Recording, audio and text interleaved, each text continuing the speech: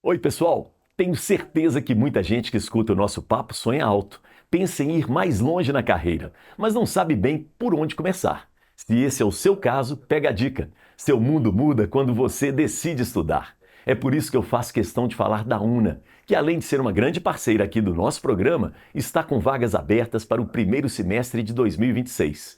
O mais legal é que eles entendem que cada um tem seu corre. Por isso, você pode escolher como quer entrar, fazendo vestibular ou, se preferir, usando a sua nota do Enem.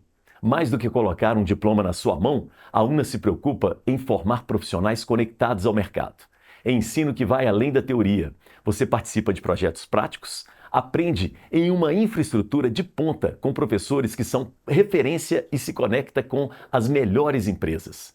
Por isso, não adie mais a sua decisão. Acesse agora una.br, veja qual a melhor forma de ingresso para você e venha fazer parte de uma das melhores e mais completas faculdades de Minas Gerais. Muito bem, estamos começando mais um Papo com Elias. Eu gosto sempre de, nesse início, dizer o seguinte: olha só, vamos circular as ideias? Vamos? E que tal circular a moda? E eu queria agradecer o brechó que me veste, porque é moda circular. Então, mandar um abraço aqui para o pessoal do Peça Rara, do bairro Anchieta, o Maurício, toda a sua equipe. Muito obrigado. E vamos pensar nisso, né, gente? Respeitar mais o meio ambiente e a moda pode contribuir para isso. Crianças podem usar brechó, mulheres e nós homens também sem preconceito, tá bom? Então fica ligado nessa ideia da moda circular. Vamos circular as ideias agora?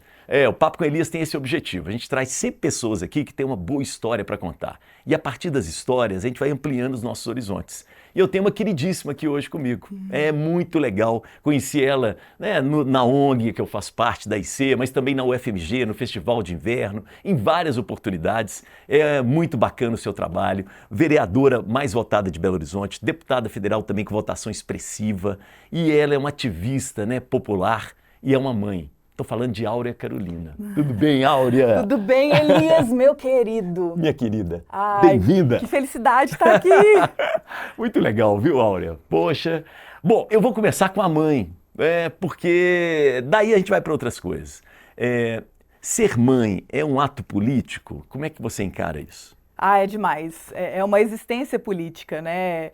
Ser mãe, maternar nessa sociedade significa o tempo inteiro negociar com as proibições, com as dificuldades, com as barreiras, e ao mesmo tempo fazer quase que um aprendizado assim, do que é educar numa sociedade que Nossa. é tão anti-criança, é tão anti-educação, né? Uhum. É um desafio, Elias, porque ser mulher nessa sociedade em si já é uma existência política, né? Os nossos corpos, as nossas histórias, tudo aquilo que a gente tenta construir mesmo, né, de valor, de possibilidade, depende muito de como essa sociedade lê o papel das mulheres. E é uma sociedade ainda muito machista, muito violenta, né, e isso para as mulheres mães também traz uma série de sobrecargas, de consequências, né. Então, assim, não é uma sociedade de cuidados, uma sociedade em que a gente compartilha, né, as responsabilidades. A gente não tem uma comunidade que está ali à disposição o tempo inteiro para criar as crianças junto com a gente, né? Não. Essa deveria ser a nossa meta de sociedade, assim, né? Uma aldeia educando as crianças juntas. Porque uma criança não é responsabilidade só do pai, da mãe, dos familiares, é de toda a sociedade, né? É demais. O Estatuto da Criança e do Adolescente fala isso. Uma criança sendo maltratada, você tem que se manifestar, independente se é seu filho ou não, né? E vai entrando em choque porque ser mulher, né, que a minha existência antes de ser mãe é como uma mulher. Quando eu me torno mãe, é uma mudança tão profunda, Como tão é que foi radical. essa decisão, Áurea? Eu falava quando eu era jovem que eu não queria ser mãe. É mesmo? Minhas amigas até riam da minha cara, assim, porque eu falava, gente, isso não é pra mim, eu não nasci pra ser mãe, eu não tenho a menor vocação. Então, eu já falava pra minha mãe, você não vai ser vó por minha parte, pode ficar tranquila. Até que eu virei a chave do nada, assim, eu cismei, eu já estava num relacionamento estável há bastante tempo, já estava na política institucional, tinha acabado de passar pela eleição de 2018 e eu cismei que eu queria engravidar. Eu pensei, acho que eu estou num momento bom, assim, e não consegui explicar como é que foi essa virada, sabe? Foi um desejo que me bateu, construir isso com meu parceiro, e aí foi uma história... 2018 você estava em Brasília. Não. Antes de ir para Brasília. Puxa. Foi assim, na véspera, logo antes, né? Passou a eleição e engravidei. Isso. Foi tudo mesmo, muito Áurea? rápido. Mas foi uma gravidez que não foi adiante. Aham. Eu tive um aborto espontâneo, justo quando estava assumindo o mandato de deputada federal. Que, aliás, é muito comum, né? Vamos combinar aqui, É né? super comum. É mais comum do que a gente pensa, É, né? e é uma história muito doida, porque é um luto muito silencioso, muito invisível, sabe? Então eu compartilhava com algumas pessoas próximas, mas só as mulheres que perderam, assim, que né? tinham aquela solidariedade, aquela empatia mais profunda, porque é um negócio muito doido, né? Eu tinha uma expectativa ali, e é muito frustrante quando você fica sabendo que aquela gravidez é inviável. Aí eu cismei, não, agora que eu perdi essa gravidez, agora que eu quero mesmo. Ah, não. Ah, entendi. Você usou isso como... Aí eu fiquei meses já me preparando e em maio de 2019 engravidei. Rápido. Foi super rápido, assim, eu fiz de tudo, acupuntura, garrafada, tudo que o povo me falava. Mas claro, assim, também cuidando dessa possibilidade que era muito desejada e planejada, né? Veio num momento muito bom da minha vida, assim, de muitas realizações também, e me tornar mãe era parte desse novo momento, assim. E foi uma gravidez muito feliz, assim, só que num contexto muito difícil, sabe, Elias? Nossa, imagino. Eu estava lá em 2019, Brasília. Início do governo Bolsonaro, sem... Início ali, mudando de BH para Brasília, então minha rotina também passou a ser totalmente diferente. Aquele ambiente de Brasília, conseguir circular, me adaptar àquilo ali, foi tudo muito desafiador. Mas assim, foi uma gravidez tranquila, por incrível que pareça. Porque eu me sentia protegida na gestação, né? Eu cheguei a narrar isso, assim. Até nos embates políticos, tinha hora que eu só ficava aqui segurando a barriga e pensava, o pessoal não sabe de nada, a coisa mais importante do mundo está acontecendo aqui comigo agora, sabe? Legal. Então, era também uma atitude minha, eu acho que de proteção também, né? Para eu conseguir separar minimamente o que estava acontecendo ali. E aí pari meu menino no início de 2020, em fevereiro, e veio a pandemia, né? Coisa assim, de 2, 3 semanas já eclodiu o isolamento, né? A gente sem informação, foi um negócio muito difícil, muito assustador, assim. Eu lembro que a gente passava álcool, água sanitária em tudo, até na maçaneta. A gente tinha uma expectativa assim, daqui a um mês volta.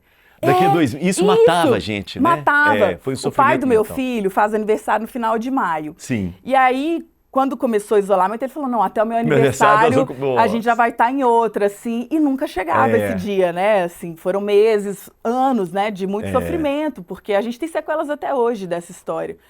Então, foi um contexto, assim, de muita coisa que se juntou, e essa existência política da maternidade, de exigir cuidados, e cuidados coletivos, também foi ainda mais complicada, porque a gente estava em isolamento, morando em outra cidade. Caramba, nos primeiros sua meses. mãe estava aqui em Belo Horizonte. Minha mãe aqui, isolada. Nossa. Então a gente passou os 6 primeiros meses do bebê ali, confinado, né? Lambendo a cria. Lambendo. E era um mundo particular também muito interessante. Claro que era difícil, mas eu estava ali muito protegida também, né? Eu adorava amamentar, ficava ali horas com o bonequinho. Então, eu tive essa Você curtiu bem esse momento? Eu curti bem, porque muitas mulheres têm que ir à luta, voltar para o trabalho imediatamente. A A maioria não tem direito à licença maternidade, não tem proteção nenhuma. E eu tive tudo isso. Então, mesmo nesse contexto, eu estava numa condição muito privilegiada. Isso te ajudou? Me ajudou. Saúde mental, assim? Me ajudou. Mas aí quando eu tive que voltar ao trabalho, né, e, enfim, na sequência eu decidi me candidatar à Prefeitura de Belo Horizonte. Pô, é verdade. Nossa, Fui candidata com o Jorge bebezinho, amamentando ele no colo, assim. Então, foi um baque também, né, de voltar justo nesse pique, né, muito exigente de campanha eleitoral, pandemia, enfim, foi tudo muito maluco. Áurea, eu acho que é legal a gente explicar aqui para as pessoas nesse momento que uma candidatura, principalmente a sua, né, do lado que você pertence, não é uma candidatura sua, né? Então, assim, tem uma pressão não diria, mas existe uma construção coletiva. Então, a decisão não é só sua. É isso que eu estou querendo que você falasse um pouco disso, assim, né? Sim. Naquele momento, ninguém me pressionou a decidir, eu me senti convocada. Eu tinha uma coisa de senso de dever, de responsabilidade, né? Pela posição que eu ocupava, a parlamentar, na mulher mais votada naquela eleição para a Câmara dos Deputados. Eu tinha uma posição de destaque na bancada do PSOL, meu partido.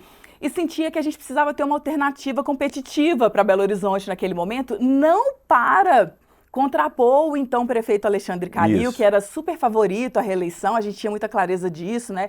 Tinha atuado muito bem na pandemia. Nossa, eu sou muito né? grato a ele. Eu tenho uma mãe de 90 anos. Exato. Entendeu? Belo Horizonte se destacou porque teve Ele bancou. Ele bancou uma liderança responsável ali, né, do prefeito Calil. Foi mesmo. Mas o que a gente estava observando, Elias, naquele momento, era já o avanço da extrema-direita em Belo Horizonte, em Minas Gerais. E a gente tinha a leitura de que a nossa candidatura era importante para contrapor o autoritarismo na cidade. Não era a questão do Calil, mas era uma candidatura programática, afirmativa, que dizia que Belo Horizonte precisa ser um lugar de políticas para todo mundo, de direitos, uma cidade acolhedora, Legal. que é o contrário do projeto da extrema-direita, né? E foi dito e feito, porque ali a gente teve o arranque da candidatura bolsonarista naquele momento, que era o Bruno Engler, que muita gente falava, não, ele não é uma ameaça. A gente falava, gente, observa e vocês vão entender. Tanto foi assim que na última semana ele teve uma arrancada... Não, ele ficou em segundo lugar. Ele passou o João Vitor Xavier, Exato, passou você. Terminou em segundo lugar e é como se eu levantasse a plaquinha assim, eu avisei.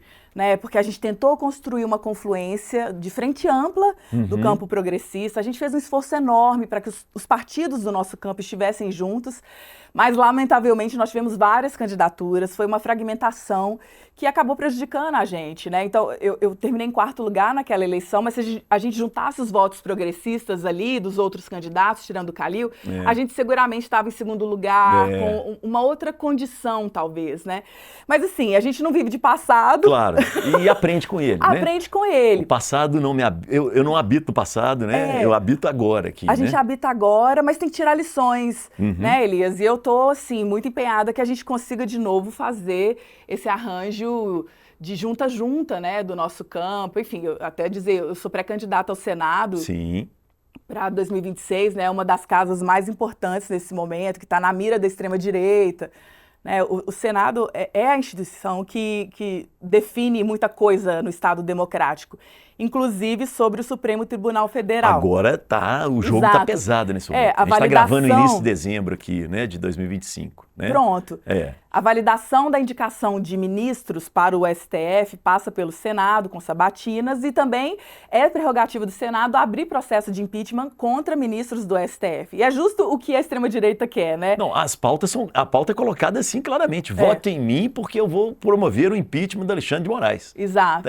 Tá bem assim, né? As pessoas estão votando por causa disso, né? Então é muito sério o que a gente está vivendo e eu construí, né, o entendimento, a possibilidade, tomei a decisão de me colocar para o Senado em 2026 diante dessa análise, né, de que a gente precisa ter candidaturas fortes do campo progressista, competitivas, para a gente, ao chegar lá, a gente também reduzir a pressão e a influência da extrema-direita, né? Então, é isso, precisa de uma, como diz, o nosso campo tomar juízo, tomar atento para fazer esse esforço conjunto, né, de cooperação e de aliança. Mas deixa eu voltar um pouco aqui, porque eu me lembro, eu sou professor lá do UniBH, e você esteve no UniBH para conversar com as pessoas, foi muito interessante, e na época que você esteve, você já tinha saído, né, já tinha cumprido seu mandato, e você falou claramente que assim, olha, eu não vou me candidatar mais, porque ali não é um lugar para a mulher e muito mais para uma mãe. Você reclamava muito dos horários, né?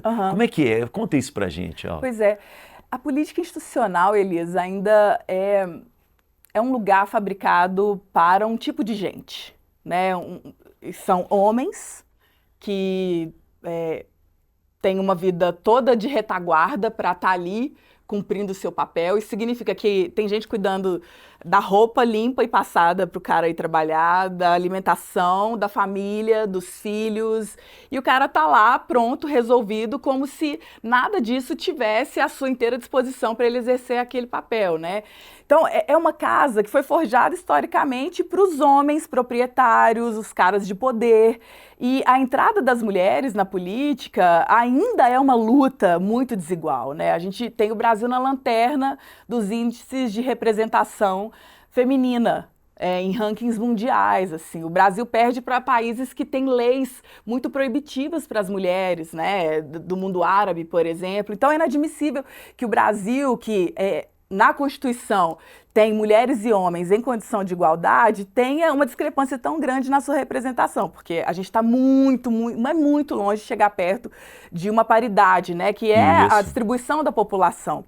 Então, assim, eu cheguei, né? Tem várias histórias de parlamentares mulheres que contam, né? Que na Câmara dos Deputados e mesmo no Senado, para ter banheiro feminino demorou muitos anos. Eu lembro disso. Hoje não existe ainda uma estrutura adequada de cuidado, de acolhimento para amamentação de mulheres. Não, um berçário, uma coisa assim. É tudo muito precário, sabe? Pra você ter uma ideia, Elias, quando eu saí de licença maternidade,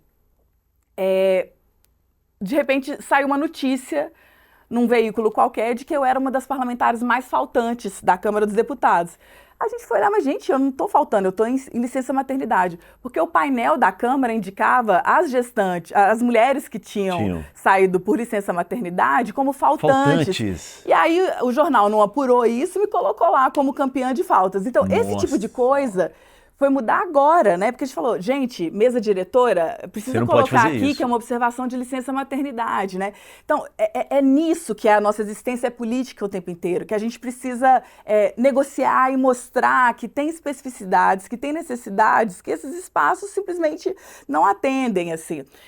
Os horários, né? Eu costumava dizer também, por mais que para muitos caras que estão na política ali, eles estão reproduzindo privilégios que não deveriam existir, tem uma coisa de proteção trabalhista para outro tipo de gente, como mulheres trabalhadoras, mulheres mães, que estão ali exercendo, são trabalhadoras da política, né? Isso, exato. E as sessões na Câmara vão madrugadar dentro, quando tem certas pautas muito polêmicas. É incrível, né? As pautas mais importantes vão para madrugada. São votadas escondidas. E às vezes demora muito para começar uma sessão, o atraso. Só que os caras vão fazendo isso com uma naturalidade, né? Porque a vida deles está toda organizada. Eles não estão por conta de voltar para casa, buscar o filho na escola, etc. Mas para nós, isso é um negócio que vai minando a sua experiência ali, né? Porque você vai dizer para a sociedade, olha, eu preciso de horário de trabalho, eu preciso de uma certa previsibilidade para estar aqui, e fica parecendo que é quase que um excesso isso, né? Mas se mulheres como eu querem ocupar a política precisa ser transformada, né? As práticas da política, até as rotinas desses espaços precisam ser modificadas, assim. Se mulheres trabalhadoras, gente de periferia, estiverem cada vez mais nesses espaços, necessariamente essas mudanças virão, porque a gente vai pressionando por elas. Mas é quase que um círculo vicioso, exatamente porque essas mudanças são muito difíceis, muitas de nós nem temos o sonho, nem a disponibilidade de concorrer a cargos públicos, né? Então, eu me retirei por um tempo, eu terminei o mandato de deputada federal, muito exausta mesmo, eu precisava cuidar de mim, cuidar do meu filho, muito pequenininho, né? E eu entendi que naquela dinâmica não ia funcionar.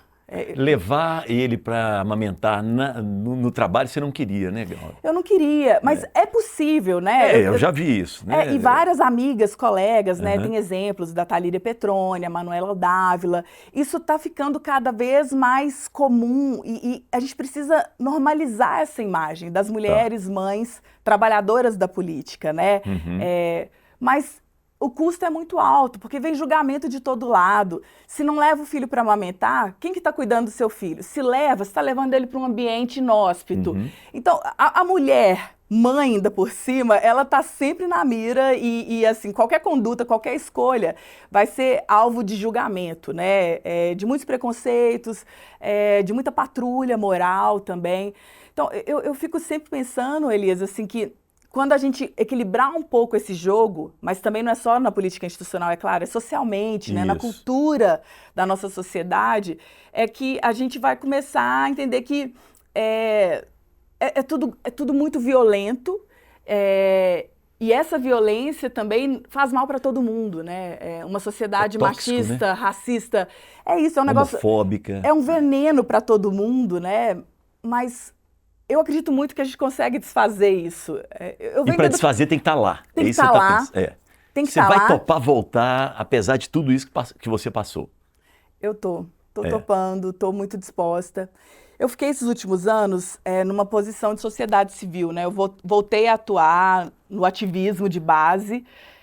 Fiquei muito feliz, porque também é meu lugar de origem, né? Foi como a gente se conheceu, né, Elias? Sim, assim, com verdade. Lutas de juventude, direito à comunicação e tal. Então, eu atuei numa organização em agendas democráticas de clima, justiça de gênero e raça. E nesse período que eu estava mais protegida, né, trabalhando muito, mas sem ficar exposta, Isso. Eu senti um desejo de volta. Assim, não, eu tenho uma vocação, eu tenho uma vontade de estar na esfera pública, e eu sei que eu gosto desse espaço, eu sei que eu dou uma contribuição, eu faço a diferença, mas eu não topo ir do mesmo jeito, assim, eu não topo ficar lá à disposição completa da coisa, eu preciso ter meu tempo de respiro. A gente está falando do fim da escala 6x1, porque a vida é além do trabalho, que a gente quer viver, quer descansar, quer curtir, quer lazer. O Congresso morre de medo dessa pauta, né? Morre de medo. Mas não vai ter jeito, nós vamos ter que encará-la. A gente e vai ela é chegar popular. Lá. É popular. Então eu pensava, cara, eu quero demonstrar nas minhas escolhas também que o descanso, o cuidado com a minha família, o cuidado comigo é tão político e tão importante quanto tudo mais que eu defendo, assim, né? O fim da escala 6x1, eu acho que é esse chamamento para todo mundo botar a mão na consciência. Assim, gente, não dá, as pessoas estão se moendo, né, trabalhando muito, exaustas, adoecendo, né, perguntando qual o sentido da vida. Sim. Com essas rotinas. Atendendo mal as pessoas, né? Porque muita gente do comércio trabalha nesse horário, nessa escala. E aí acaba, né, o próprio capitalismo não funciona assim, né? Não tem. É inadmissível. Então, assim, passou da hora, o Brasil tem que urgentemente banir a escala 6x1, né? No máximo uma escala 5x2. Mas tem propostas ainda mais avançadas, né? 4x3, enfim, reduzir a carga horária de trabalho. Tem muitos estudos que demonstram que isso não impacta a produtividade, pelo contrário, melhora a satisfação das pessoas, elas trabalham melhor quando elas estão mais descansadas, mais satisfeitas mesmo, né? Home office, né? Mudou bastante também, né? Algumas atividades podem ser feitas no home office, né? Exato. E naquilo que é indispensável, que seja presencial, né? Tipo atendimento, estabelecimentos comerciais e tal, as pessoas precisam voltar para casa e saber que elas não vão ter só um dia apertadíssimo para botar roupa para lavar, estender roupa, recolher roupa, fazer faxina, nananã.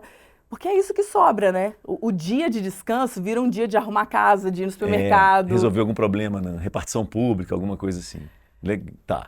Olha, vamos lá. Eu tô gostando de voltar no tempo de vez em quando com você. Apesar de você ser jovem, mas você tem uma história muito legal e uma história com muita intensidade. Eu quero voltar lá no Gabinetona, que foi a sua primeira eleição como vereadora, maior, né, um recorde de votação, 14 mil, né? Quanto 16, foi? Peraí. Foi em torno disso aí, né? Mais de 10 mil votos, né? E aí a maior votação, e ficou essa história da Gabinetona. Explica pra gente o que foi aquela, né? O que é a Gabinetona? Elias, eu tenho muito orgulho dessa história, porque é um marco mesmo, não só para mim, mas... Não, para todo mundo. A gente achava que não ia funcionar. Muita gente achava. Inclusive assim, do setor progressista. Super, mas eu tinha uma fé tão grande, assim, a nossa galera tinha muito entusiasmo, né? E era justo uma história de muito encantamento, de muita vontade.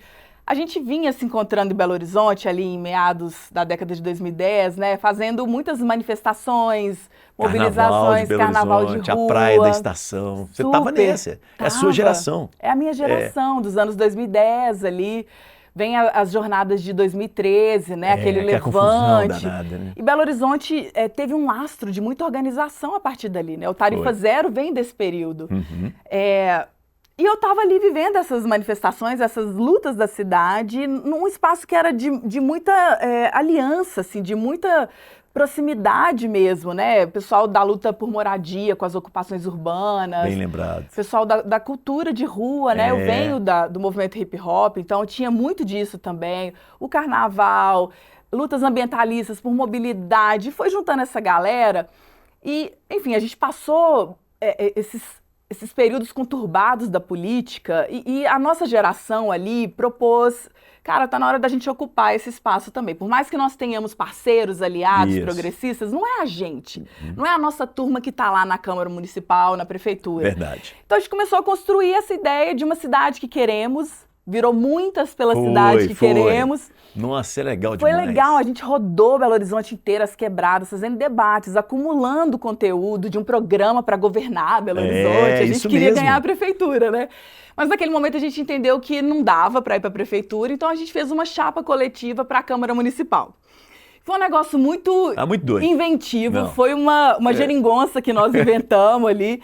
Que deu muito certo, porque foi uma espécie de lista eleitoral num sistema que não tem lista, né? Que é proporcional sem lista, assim. E vocês corromperam o sistema por dentro do sistema. exato, foi muito interessante. E a gente tinha 12 candidaturas dentro da chapa do partido, do pessoal que tinha outras pessoas também, né? E a gente tinha um lema que era uma crença nossa, de que votou em uma, votou em todas. A gente acreditava muito que qualquer uma das pessoas ali que se elegesse, a gente tinha essa esperança, representaria muito bem o projeto e faria um esforço mesmo, né, de construção coletiva. E dito e feito, né, foi uma campanha muito bonita, muito colorida, muito diversa, muito criativa.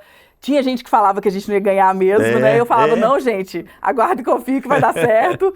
E eu já pensava no processo eleitoral, no desenho de mandato. Eu chegava a conversar com a galera. Gente, nós temos que fazer um mandato coletivo também. Nós vamos ganhar, então nós temos que saber. Exato, porque essa é a continuidade da experiência.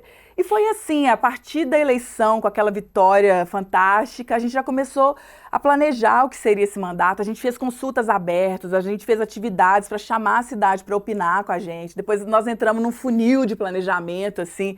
Sabe uma coisa legal? Eu lembro da assessoria, vocês abriam para as pessoas mandarem seus currículos e tal, participarem do processo aberto, né? A gente fez uma seleção mesmo de pessoas para o mandato e a gente...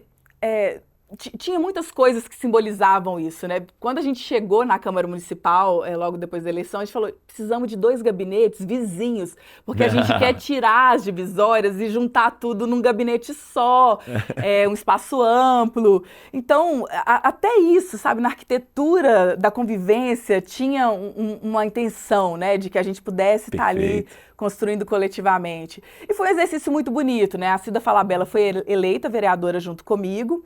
Veio a Bela Gonçalves, a primeira suplente da Cida, numa votação muito coladinha ali na Cida, e a Cida teve a ideia de convidar a Bela para uma co-vereança. Então ficamos nós 3 trabalhando juntas, né, em co-vereança, e o nosso mandato, todo mundo integrado ali. A gente tinha 3 eixos fundamentais de trabalho, de direito à cidade, direitos humanos e direito à cultura, e isso ajudava a organizar também o papel de cada vereadora, para a gente também não abraçar tudo, né? Sim. Enfim, era um exercício muito criativo que tinha a ver também com as nossas origens como ativistas, né? Eu tinha uma história de atuação com movimentos de juventudes e muita cultura de projetos, sabe? Como que a gente pode fazer isso aqui funcionar? Então, a Gabinetona tinha muito esse traço também, né? De olhar para o seu funcionamento, para as nossas entregas, para a gente também não se perder no caminho. A gente tinha um mapa de lutas, porque sendo uma referência para tantas lutas da cidade, como que a gente vai absorver as demandas e conseguir dar resposta, dar resolutividade para o que chega, né? Sim. Não dá para a gente abraçar o mundo. Então a gente tinha um mapa de lutas que era como cada pessoa da equipe se referenciava. Então tinha pessoas que lidavam com os direitos das crianças, pessoas que lidavam com a questão da moradia e assim por diante, né? Então eu acho que foi uma grande escola que inspirou outros mandatos, inspirou outras campanhas coletivas do Brasil. A Gabinetona é uma das tecnologias mais estudadas em ciência política, em termos de inovação democrática no Brasil. Assim, eu já participei de inúmeras pesquisas acadêmicas e até hoje, assim, de lá para cá, muita coisa foi ramificando, né? Esses mandatos coletivos foram se reinventando também. E mesmo fora do campo progressista, surgiram candidaturas coletivas de direita, de centro. Isso. Eu acho que isso é bom para a democracia, sabe? Porque vai oxigenando, as pessoas estão tentando achar formas, né, de sair do mais do mesmo, dessas práticas convencionais que não estão servindo. E é legal porque nasceu em Belo Horizonte. Nasceu em BH. Ou seja, BH não é uma cidade só conservadora, né, Áurea? Não, de jeito nenhum. BH tem uma tradição muito arrojada, né? Nas artes, na política, na cultura, na arquitetura, na organização popular mesmo, né? Tem tantas histórias aqui de uma cidade que tá lá na frente, né? Tá olhando para dias melhores e tá tentando, tá se esforçando, né? Até o histórico mesmo de eleições. Eu lembro do orçamento participativo, Sim, né? Durante o governo do Patrus, do Célio de Castro. Aquilo era uma iniciativa sensacional. Incrível. Muitas coisas que não necessariamente surgiram aqui, mas que aqui floresceram demais, né? E a gente teve uma boa safra, assim, né? Principalmente na gestão municipal. Belo Horizonte já foi muito referência de gestão participativa. As lutas por saúde mental, né, aqui em Belo Horizonte, são muito organizadas, referências no Brasil mesmo, né, a luta antimanicomial. Então, BH é um celeiro bom, sabe? Mas o que está acontecendo no Brasil, o que está acontecendo no mundo, tem reflexo aqui, né? Essa confusão, né, de despontar a extrema-direita, grupos conservadores que manipulam as dúvidas, as inseguranças, os medos do nosso povo, isso também está infiltrado por aqui, né? A gente é uma cidade cosmopolita e com acesso às tecnologias digitais, tudo isso também, coisas parecidas que a gente vive aqui, estão acontecendo em tantas outras cidades pelo mundo inteiro, né? Então, é estranho ver que Belo Horizonte, nos últimos anos, foi virando uma cidade de uma tendência mais conservadora, não é? né? Mais problemática, assim. Né? E tantas histórias, recentemente o assassinato de uma mulher trans aqui na Savassi, né? Um requinte de crueldade. Coisas assim, absurdas, né? assim, a gente fica, meu Deus, o que está acontecendo nessa cidade? O Gari, Como que a gente... né, que foi assassinado Exato! também. Assim, então, é como se a gente não fizesse parte disso, né? Então, como que a gente se reconcilia com a própria cidade para que a cidade seja uma, por mais que ela seja diversa e heterogênea e contraditória, mas que uma experiência de comunidade nessa cidade, eu ainda sonho com isso, sabe, Elias? Claro, está em Belo Horizonte. Eu me lembrei agora, Aura, você está falando dessa coisa da história de Belo Horizonte, agora me caiu a ficha, né? Quando a gente falou do Gari, eu falei, cara, a SLU era uma referência no Brasil inteiro, Rodolfo Cascão, que veio com break limpeza, com as combis, trazendo teatro para dentro da SLU. Aí nós começamos a ter um carinho pelos garis. Os garis eram referenciados aqui, né, em Belo Horizonte. O laranja que você está usando, laranja. Né? Asmari, né, Elias? Asmari. Nós perdemos esse carinho com o gari, que era um símbolo nosso. E que tristeza. Que tristeza. Mas assim, por outro lado também, a comoção foi muito grande. A gente viu que estava guardado isso aí. Não mexe com gari, não. Não mexe com gari. Não mexe com uma mulher. Um cara trabalhador. Não mexe com uma mulher, não mexe com uma pessoa que está só vivendo a vida dela, sabe? Não mexe com ninguém, pelo amor de Deus. Acho que é isso que tá tocando a gente, né? E o que é essa sociedade assustada? Desconfiada, né? Uma sociedade de competição absurda, que as pessoas estão correndo atrás nem sei mais de quê, e não estão se vendo, não estão vendo as outras pessoas e rivalizando, né? Criando um espaço impossível de conviver, assim. Eu acho que a gente tem que olhar para isso, sabe, Elias? Assim, nesse momento também que o Brasil vive uma epidemia de feminicídios, isso, né? De violência machista. Violência policial também, né? A chacina que aconteceu recentemente no Rio de Janeiro, nada disso está muito distante do que a gente experimenta aqui em Belo Horizonte, né? Os territórios muito deflagrados, assim. Como que a gente recupera vínculos de comunidade, sabe? De convivência. Porque a política institucional, ela é fundamental, imprescindível, mas ela não resolve isso. Isso a gente só resolve com um trabalho de chegar junto, sabe? Eu, minha vizinha, o pessoal da minha igreja, o pessoal da minha escola, minha família, como que a gente pode criar um senso, uma atividade, alguma coisa que dê liga pra gente, sabe? Porque enfrentar todas essas violências significa construir uma cultura de estar junto.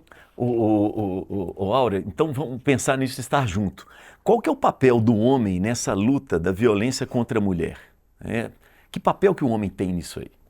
Eu acho, Elias, assim, que a primeira coisa é se reconhecer como um homem que é formado numa sociedade machista. Ninguém está imune a isso, né? Uma sociedade que diz que o homem tem que ser o garantidor, o provedor, ele tem que ser não pode chorar, o bonzão, o valente, uma série de estereótipos que colam na pessoa, né? Na subjetividade, assim, o homem se forma desse jeito e vai achando que fracassa se não corresponder a esse papel que está ali. Isso é péssimo, né? Isso é péssimo. Isso é pesado para o homem. É pesado, porque você não pode ser você, sabe? Quando você duvidar, quando você quiser mudar de ideia, né?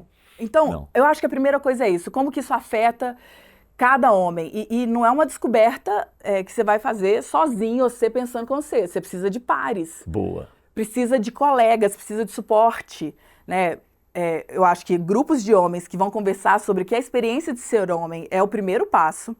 Precisa de suporte profissional, né? De preferência, um suporte psicológico, terapêutico. O SUS pode ser ajudar nisso. um Olha que caminho para interessante. isso também, né? Aham. As políticas de assistência social, de saúde, mesmo de educação, espaços para acolher esses encontros, né? Grupos de homens são fundamentais, assim, Elias, porque foi assim que as mulheres começaram a se organizar historicamente, né? Eram grupos de autoconsciência, em que as mulheres se juntavam para falar das suas experiências. O simples fato de trabalhar juntas, sei lá, vamos pensar as mulheres ganhadeiras no período escravocrata brasileiro, que estavam ali na rua juntando e conspirando também, sabe? Isso. Trocando ideias. Dividindo dores, Dividindo né? dores, Tentando achar estratégias de angústias, sobrevivência. exato, possibilidades, imaginações. Os homens precisam disso, as mulheres não vão dizer isso para os homens. Claro que a gente precisa de espaços comuns entre nós, mistos, mas eu acho que tem uma coisa que é muito de homem para homem, sabe? E tem surgido vários grupos de novas masculinidades, paternidades. O que é ser pai? Isso. O que é ser homem gay? O que é ser homem não gay? Enfim, o que é ser homem? O que é um homem negro, um homem branco, um homem jovem, um homem idoso? O Brasil é um dos países com mais índices de câncer de próstata, assim, e a prevenção é muito mais simples do que a gente está identificando, assim, os caras não conseguem fazer o exame de toque. Eu não quero fazer. Recorrer ao médico, assim, então... São coisas muito Essa básicas. masculinidade está em crise. Está em crise. Você tem um filho. Eu tenho um filhote, o E Jorginho. aí? Então, está em crise e eu acho que tem que repor como afirmar uma masculinidade que não é pela valentia, pela força, pela brutalidade, mas sim afirmar masculinidades diversas. Boa. Né, que são singulares também, porque são infinitas formas de ser, assim como mulheres, assim como pessoas não binárias, pessoas travestis, transexuais. As muitas possibilidades de ser nesse corpo, né, que tem performance de gênero, identidade de gênero, sexualidade, raça, tudo que acontece aqui por esse corpo nosso, como que a gente olha para isso com mais honestidade, com mais abertura e com menos preconceito também. É um exercício, não é assim da noite para o dia, né? Então, são anos, às vezes, de trabalho. Por exemplo, o caso dos homens agressores, né? Da violência machista. Não é um caso, não é, como diz assim, um raio em céu azul, que o povo fala, né? Não é uma coisa fora da realidade quando vem um feminicida, assim, ele é um cara, tem uma patologia. É um psicopata. Não necessariamente, em geral não. São homens comuns que foram só escalando na violência que é tolerada e é permitida e é até incentivada nessa sociedade, até chegar ao ponto de cometer um feminicídio ou um transfeminicídio, né? Então, desnaturalizar isso e dizer, olha, tem uma construção social, você aprendeu a performar essa masculinidade violenta, os danos que isso causa, como responsabilizar esses homens e, ao mesmo tempo, mudar a conduta, né? Porque depois de anos, Elias, de Lei Maria da Penha, né, que é uma das leis mais avançadas no enfrentamento à violência contra as mulheres do mundo, que tem uma rede de serviços, de retaguarda e tal, a gente vê que os feminicídios persistem. Então, não basta só ter leis e mais punição. É aquilo que você falou, né? A política pública está construída, fundamental. mas você diz que é mais embaixo. Né? Não resolve, porque se resolvesse, o Brasil já estava numa outra situação. Então, não é penas mais duras. As pessoas, quero pena perpétua. Não, isso não resolve, gente. O que resolve é um processo de transformação da cultura, das relações, da convivência, né? Então, eu sempre defendi que, associada a toda a política da Lei Maria da Penha, a gente tivesse cada vez mais serviços de responsabilização dos agressores para além do sistema penal. Porque esse sistema punitivista não tá de cadeia também, o Brasil tem uma das maiores populações carcerárias do mundo. Deu errado, isso não resolve mesmo. Então, eu acredito realmente que em grupos de pares, de homens, com suporte adequado, especializado, é possível repensar o que é essa existência, né? E transformar a conduta. Tem um documentário muito interessante, O Silêncio dos Homens. O Silêncio dos Homens é incrível, é incrível. A quantidade de homens suicida, né? É incrível. É incrível. A mulher, o homem, quando a mulher abandona, ele mata a mulher, ele não aceita. A mulher, quando abandona o homem, ela não mata o homem. Ela segue a vida, né? Pode sofrer o que for, mas... Sofre, né? Todo mundo sofre. Segue a vida. Áurea, vamos entrar aqui numa outra questão, que eu fiquei pensando aqui agora, você falando assim, você acredita em Deus? Acredito. Como é que é o seu Deus? Cara, o meu Deus é uma fonte infinita de amor e de cuidados, assim. É isso que é Deus para mim, né? É amparo, é proteção, é uma sabedoria infinita, assim. Para mim, Deus é a própria existência da vida, sabe? Eu paro pra pensar assim, nesse universo, né, com galáxias, estrelas, planetas, tudo que existe, nós aqui, criaturas pequeníssimas, e tem as formiguinhas também, tem as coisas, os micro-organismos. Então, sabe, essas escalas todas, a criação disso é maravilhosa demais, né? E claro, não estou falando de uma origem Sim. Teológica, mas Aham. estou dizendo de uma dinâmica que coloca tudo isso num funcionamento, e até assim, forças de equilíbrio e desequilíbrio, né? Como que tudo isso pode se sustentar, se não por uma força tão maravilhosa, né? Que nos transcende, que nos ultrapassa, assim. E eu gosto de pensar que Deus está na gente, né? Nessa busca. As pessoas são boas, cara. As pessoas. Eu não acho que assim, ai, a pessoa má, maligna, não. Nasceu mal, não, né? 100% Não, mal. não. Não, eu acho que as pessoas têm sim. Tem sim esse conhecimento do que é bondade, do que é justo, né? Mas a gente vive numa sociedade que vai jogando a gente contra o tempo inteiro. Então, assim, eu acho que Deus está nessa possibilidade de transformação da vida também, sabe? Então você não acredita num Deus punitivo, essas coisas, não, né? Eu acho que não. Eu, Né? Aham. eu acho que existe uma justiça Tá. como lei universal, assim, porque, claro, o mal, vamos pensar os danos causados à natureza, Sim. né? Boa. Uhum. Séculos de uma escolha de um modelo econômico, de colonização, né? Isso. O surgimento das indústrias, a Aham. Revolução Industrial, tudo aquilo. A gente está colhendo a colheita maldita desse modelo econômico, né?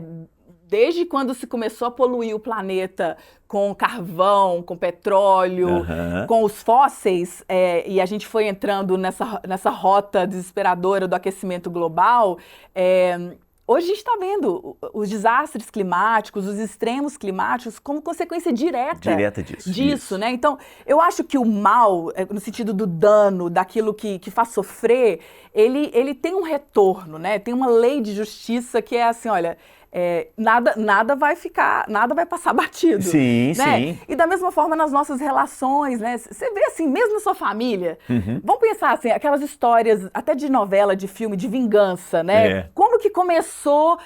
Às vezes foi num caso ali que poderia ter terminado ali, mas aquele trem foi escalando e virou, sabe, aquele inferno de vingança que ninguém sabe mais por que tá brigando. Aham. Então, essa lei da justiça que eu acho que é universal, ela vai nos atravessar. Muitas religiões vão falar, sei lá, em karma, né? Lei de causa e consequência, lei do Isso. retorno. Aham. Então, eu penso até objetivamente que isso, assim, independente da nossa crença religiosa, vai pegar a gente, sabe? Então, a gente deveria, pelo menos por autointeresse, Isso, exato, evitar causar problemas e danos, porque uma hora isso vai voltar para nossa vida, para nossa saúde, né? Perfeito, Né, Elisa? Assim, perfeito. se você ficar só comendo batata frita, não vai Claro, dar, cara. exato. A ciência prova isso, A ciência né? prova.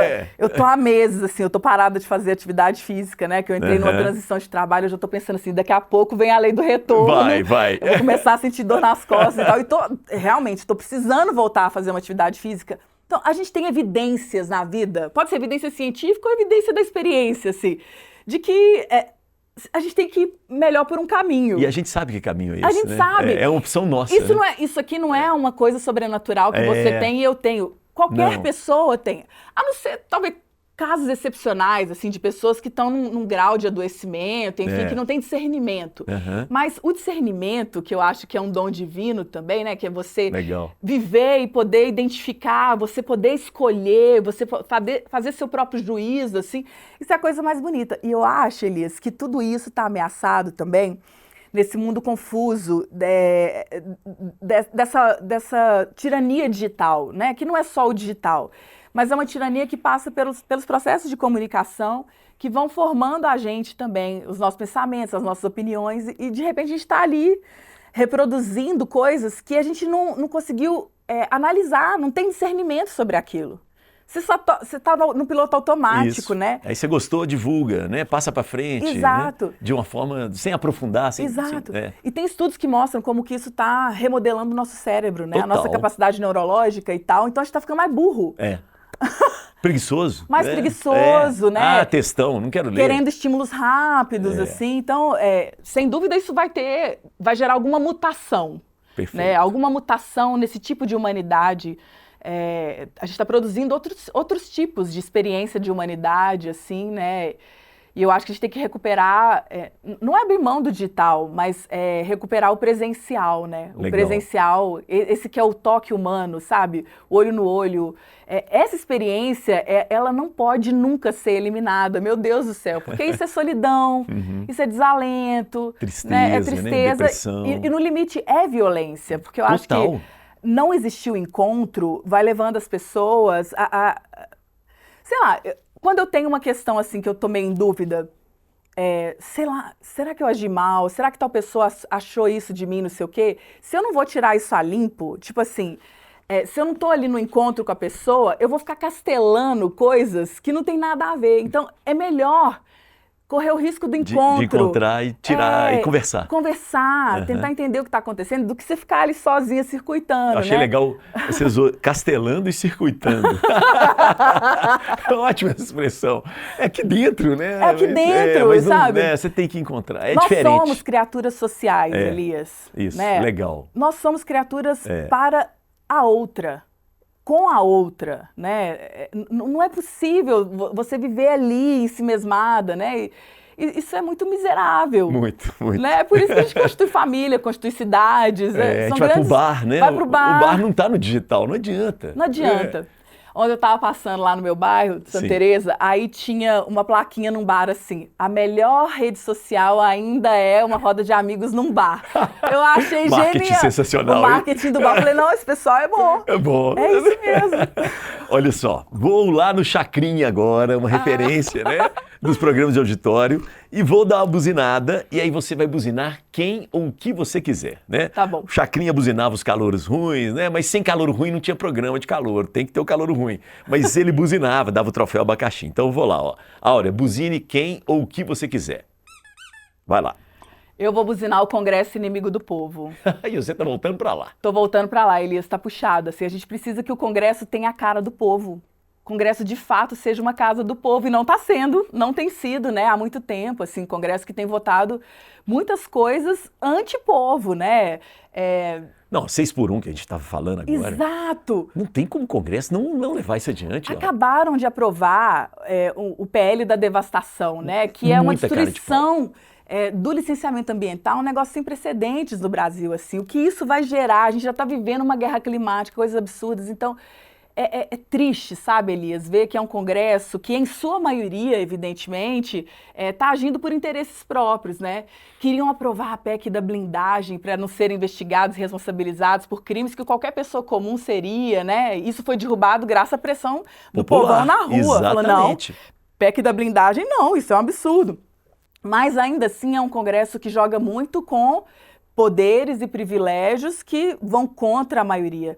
E eu acho, Elias, que assim, a gente precisa constituir uma representação democrática, que defenda a Constituição brasileira, porque a Constituição brasileira é incrível, né? O que ela prevê ali muito legal. De avanços para o Sistema Único de Saúde, para garantia de direitos de igualdade, né? Para todas as populações, os conselhos. Então, a gente precisa de um Congresso que, de fato, ao jurar lá fidelidade e seguimento à Constituição, vai executar tudo que aquela Constituição prevê. Mas não, são ataques o tempo inteiro.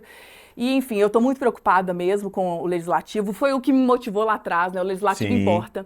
O Legislativo pequeno dos municípios importa muito, né? A Câmara dos Deputados, o Senado, e que a gente tenha pessoas como a gente, né? Eu acho que essa pequena revolução leva também outras perspectivas, né?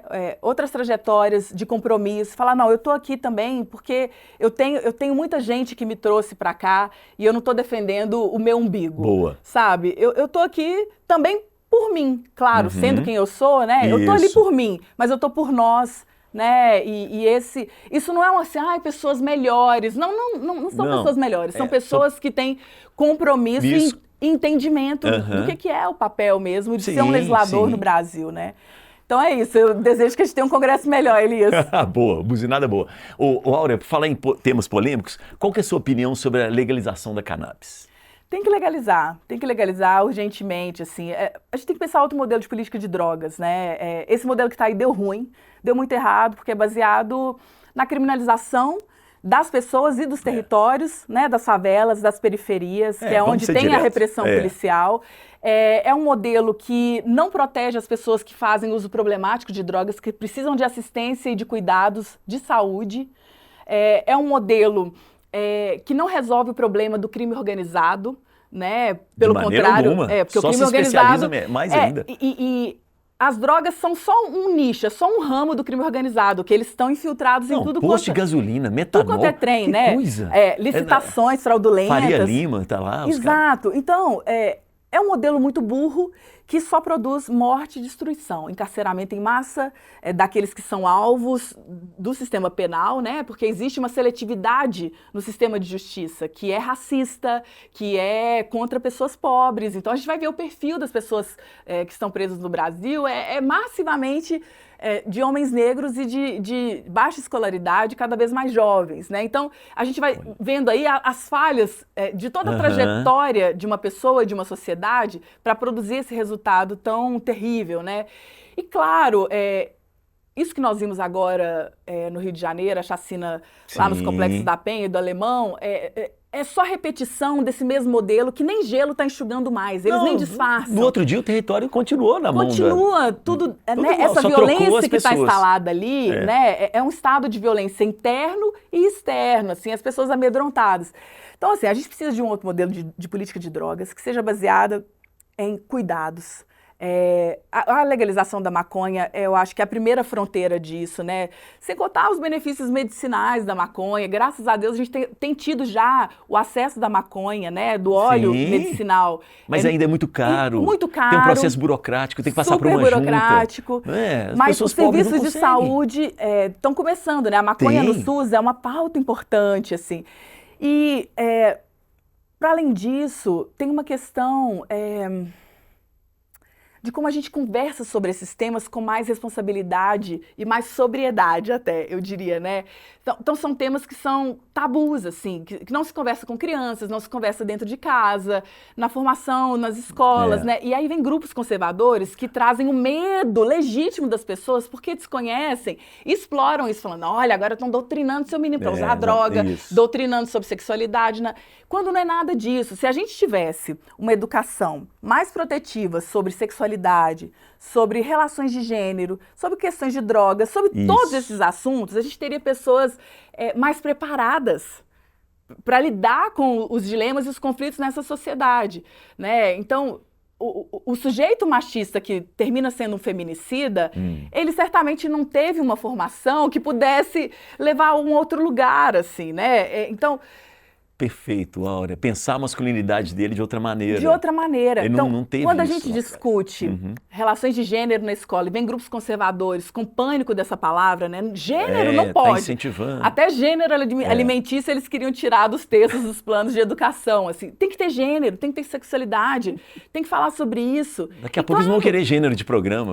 Não, programa jornalista não é um gênero, não pode chamar de gênero. Acaba com essa palavra do dicionário. Eu não sabia disso, gente. Claro, tudo tem adequação para a idade. Né? Claro. Tem que ter preparo de profissionais para a escola, para todas as instituições lidarem com isso, mas as pessoas às vezes jogam tudo fora porque tem medo dessas novidades, né? Como se aquele passado ali fosse melhor, como se fosse mais seguro. Naquela época não existia isso, não existia aquilo, as pessoas vão se aferrando a essas coisas. E o mundo é dinâmico, o mundo já é outro, está numa velocidade assustadora, né? Então, a gente precisa mesmo assentar nos espaços de convivência. E as escolas são, ainda por excelência, esse espaço, né?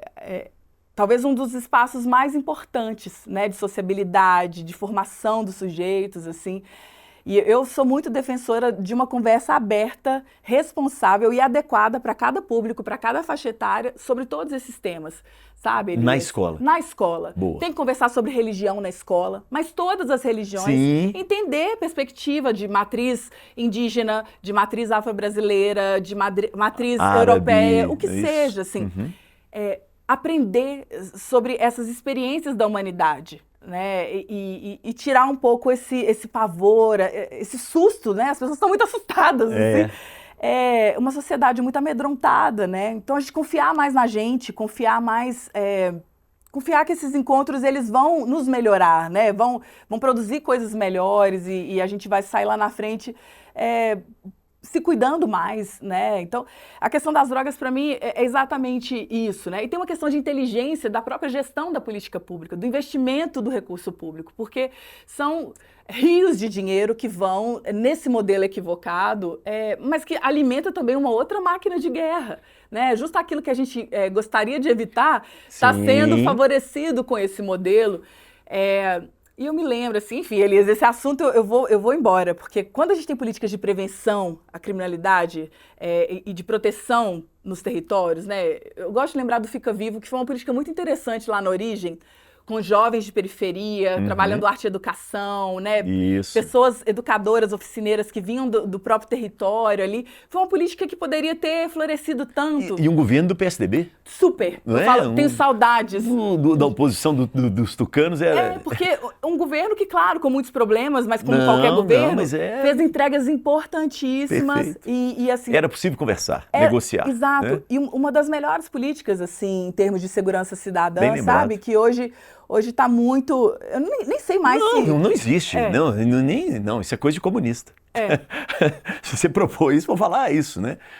O Áurea, nós temos um tempinho, né? Mas tá ótimo. Mas para finalizar, eu queria a sua opinião sobre uma questão que é uma realidade. O número de pessoas idosas está aumentando, vai aumentar mais ainda. A nossa sociedade, ela está preparada para a pessoa idosa? Não tá, mas não tá de jeito nenhum. Não tá preparada para criança nem para pessoa idosa. Olha que interessante. E aí, por consequência, não tá preparado para ninguém, porque eu acho que um lugar que não é bom para envelhecer nem para nascer, é bom para quê? Nós vamos viver para quê? Né? Sem eira nem beira. As pessoas idosas, Elias, assim, eu tô convivendo com o envelhecimento da minha mãe, né, que tá com 73 anos, as necessidades vão mudando, a nossa relação também. O que sustenta a vida é o cuidado. Voltamos no início do programa. Voltamos, assim, é o cuidado. O cuidado é esse fio invisível que conecta as pessoas. É o cuidado. Então, envelhecer é também mudar como a gente lida com o cuidado, né? São outras formas, outras presenças. Um vínculo que eu tenho com a minha mãe e com a minha irmã que mora com ela, né, que é próxima da minha idade, é o cuidado que a gente tem com as plantas. Que minha mãe é louca com planta e eu também. Eu também então, gosto. tem muita planta no quintal e a gente monitora cada uma, sabe a história de vida de cada planta. Vocês conversam com a planta? Converso. A minha mãe conversa. Eu converso. Eu não consigo conversar ainda. Eu converso. Tô tentando. Eu elogio. Eu falo, nossa... É muito legal. Eu super, assim, eu sou essa pessoa. E esse elo que nós temos por conta das plantas é uma forma muito legal que eu descobri que é o nosso cuidado, é a nossa linguagem de amor, assim, sabe? Mas pessoas velhas que estão em isolamento ou que estão institucionalizadas, né, que também é uma realidade, assim, isso diz uma sociedade que vai se afastando a tal ponto que é um abandono geral, né? E é o nosso destino, é uma população mundial que está envelhecendo, nós vamos viver mais, e eu quero viver mais, viver melhor, viver bem, também não quero viver cheio de problema. Você não quer ser um peso para o seu filho. Né? Exato, então, como que a gente constrói isso? É com estrutura de proteção. Na pandemia, a gente entendeu um pouco mais sobre isso, né? Que uma sociedade que não olha para os cuidados é uma sociedade muito infeliz e muito adoecida.